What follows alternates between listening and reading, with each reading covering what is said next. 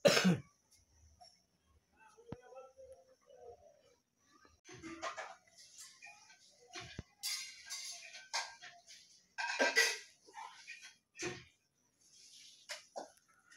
দেখ, এই যে রুটি খাবি? রুটি কই রুটি আছে? মুড়ি খাবি? মুড়ি খায় না, ফুল খা। রোদ পাচ্ছে। বাপরে যেরাম করছিল না, আমার ভয় লেগে গেছে।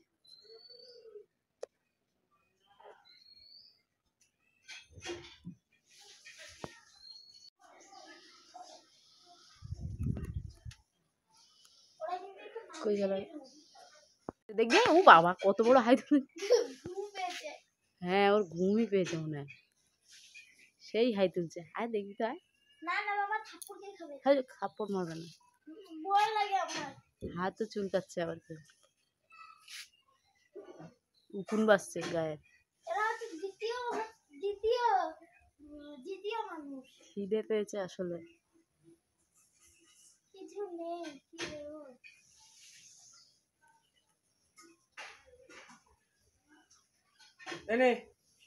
দিও না রে।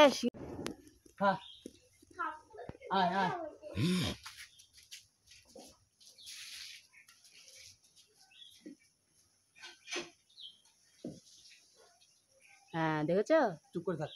খায় শুকলো গো, শুকে নিল আগে, দেখেছো? বাবা আসিনি না, দেখবি আয়, মুখে করে নিয়ে যাচ্ছে, কি সুন্দর খাবে। খাও খাও, খিদে পেয়েছে রে।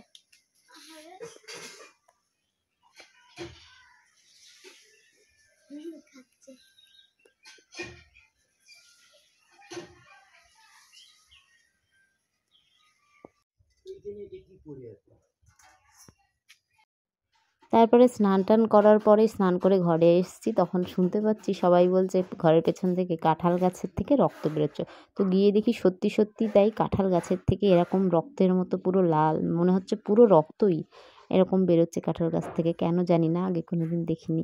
তো যাই হোক, তারপরে ছিল ওই যে মোমবাতি জ্বালানোর প্রতিযোগিতা, সেখানে গেলাম। আর সামনে এরকম ধান গাছ ভর্তি, বিকাল টাইমে গিয়েছিলাম, খুব সুন্দর লাগছিল। ওই সাইডটা খুব ভালো লাগে, গ্রামের মতো।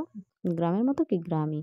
তো তারপর সেখানে খেলা হয়নি, বাড়ি চলে এসে সন্ধ্যেবেলায় আশিসকে নিয়ে, বাবানকে নিয়ে ঠাকুর দেখতে বেরিয়েছিলাম। কারণ হচ্ছে এটা ছিল শনিবার দিনকে, ড্রয়িংটাও যাওয়া হলো না, এখানে প্রতিযোগিতায় যাব বলে ওখানেও ওটা হলো না, ড্রয়িংয়েও যাওয়া হলো না, দুটোর কোনোটাই হলো না। পরের দিন তো ভাইফোঁটা আছে, খুব ভিড় হবে, ওই জন্য আশিসকে বললাম আজকেই ঘুরিয়ে আনো একটু। সেদিনকে একটুখানি দেখে পাতাল রেল টেল দেখে চলে এসেছিলাম। তারপরে আর সব ঠাকুর তো দেখা হয়নি। এদিকে দূরের ঠাকুরগুলো, মানে আশিসদের স্কুল, ছোটোবেলায় যে স্কুলে পড়াশোনা করেছিল সেখানকার ঠাকুরগুলো খুব সুন্দর বানিয়েছে। এটা আরজি কল বানিয়েছে। তো আরজি কলে যে এটা ঘটেছিল সেটারই কিছু নিয়ে বানানো হয়েছে, সেটাকে নিয়েই উদ্দেশ্য করে। ভালো হয়েছে, ঠাকুরটা খুব সুন্দর হয়েছে, প্যান্ডেলটা, থিমটা খুব সুন্দর।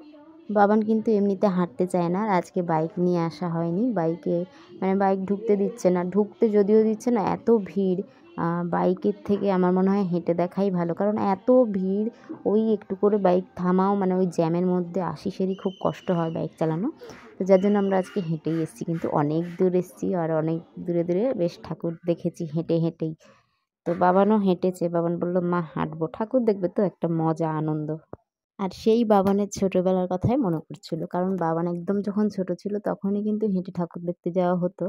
তারপরে কিন্তু আর হেঁটে ঠাকুর দেখতে যাওয়া হয়নি কোনো সময়।